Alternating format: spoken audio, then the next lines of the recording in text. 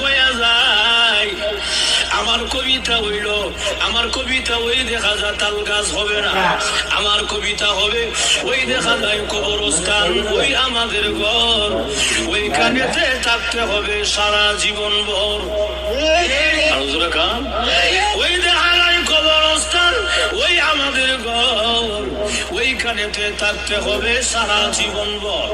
ও কবর তুই চাস কি, টাকা পয়সা নেসনি, সুদ ঘুষ খাসনি বলে না, টাকা পয়সা নেই না, সুদ ঘুষ খাই না, মুমিন বান্দা পাই না, একজন যদি পাই এমনি জান্নাতের বাগান হয়ে যায়।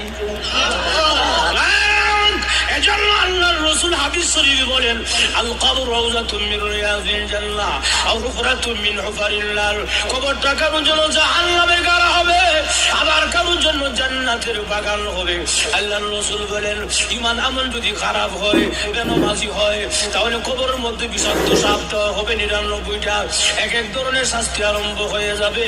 আল্লাহ যদি প্রকান্তরে ঈমান আমল ভালো হয়, ৫ ওয়াক্তের নামাজি হয়, এই লোকটাকে কবরের মধ্যে রাখতে দেরি হবে। একজন ঘোষণাকারী ঘোষণা দিবে, ওয়ালবিসুহু মিনাল জান্নাহ ওয়া আফরিসুহু মিনাল জান্নাহ। আমার বান্দাকে জান্নাতি পোশাকটা পরায়া দে, আমার বান্দাকে জান্নাতি বিছানা বিছায়া দে, এবং কবর থেকে একটা ছিদ্র কইরা দে, জানালা কইরা দে জান্নাত বরাবর, যেন আমার বান্দা কবরে ঘুমায়া ঘুমায়া জান্নাতের আরামায়েশ ভোগ করতে পারে। ইমান ভালো হওয়া ঠিক কিনা? ইমান আমল যদি ভালো হওয়া চিন্তার কোনো কারণ নাই, আজরাইল এলে কোনো অসুবিধা নাই, আর ইমান আমল খারাপ হইলে আজরাইল এলে চিন্তার শেষ নাই। কথা ঠিক কিনা? ইমান আমল ভালো হইলে ওয়েলকাম, স্বাগতম, আসেন, আমি তো আপনার অপেক্ষা ছিলাম, ঠিক কিনা? একজন আল্লাহওয়ালা বুজুর্গ তরকারি ব্যবসায়ী, আপনারা মনোযোগ আসেনি? ঘুমাই গেছেন এবার? ঘুমাই গেছেন গা? আসেননি সোলা? আমি আমার পুরান বক্তা, ঠিক না?